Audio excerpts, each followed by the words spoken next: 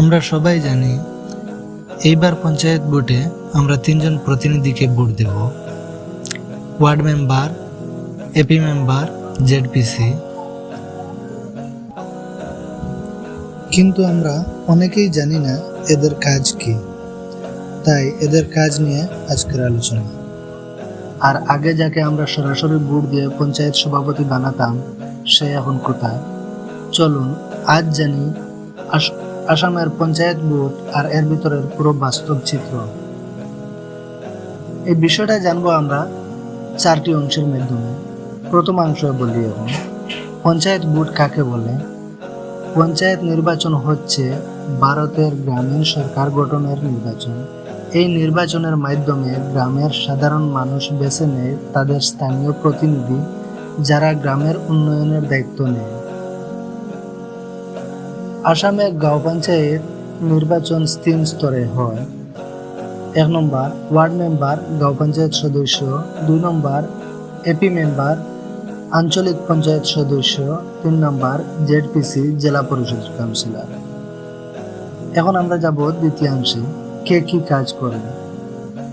1 নম্বর ward member, প্রতিটি word থেকে একজন করে মেম্বার নির্বাচিত হন। তারা গ্রামের ছোটখাটো উন্নয়ন, পানীয় জল, রাস্তা, ড্রেন, সরকারি সাহায্য এসব দেখভাল করেন। এরা সরাসরি গ্রামের মানুষের সাথে যুক্ত থাকে। 2 নম্বর এপি মেম্বার, আঞ্চলিক পঞ্চায়েত। এরা কয়েকটি পঞ্চায়েত নিয়ে গঠিত আঞ্চলিক স্তরের প্রতিনিধি।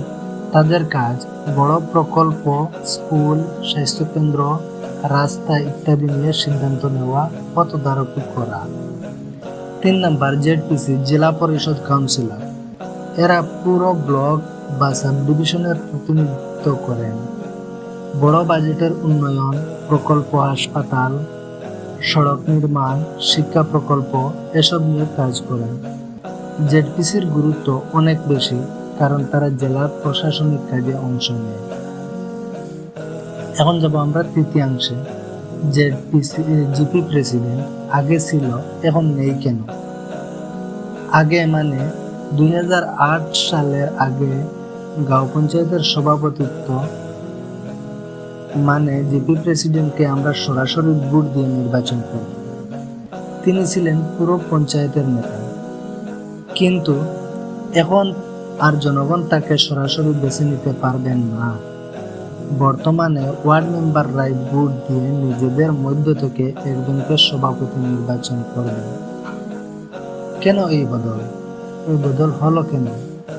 আগে দ্বন্দ্ব হতো প্রেসিডেন্ট ও মেম্বারদের মধ্যে, সমন্বয় কম ছিল, তাই প্রশাসন সিদ্ধান্ত নেয় সভাপতির যেন ওয়ার্ড মেম্বারদের মধ্য থেকেই নির্বাচিত হয়।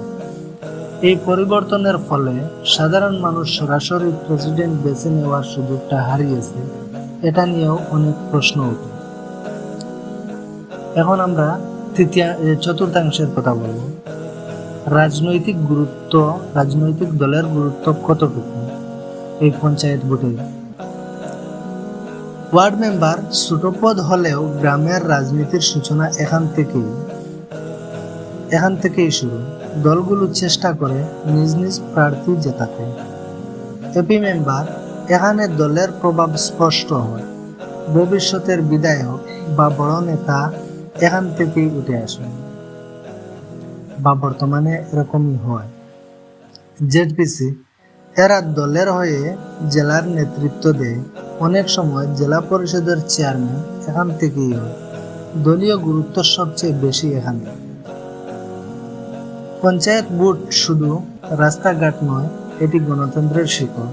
সঠিক প্রতিনিধিকে ভোট দিন, কারণ এরা শুধু নেতাই নন, আপনার এলাকার ভবিষ্যৎ উন্নয়নের রচিতা। ভিডিওটি ভালো লাগলে অন্যকে দেখার সুযোগ দেন, অন্যকে জানার সুযোগ দেন।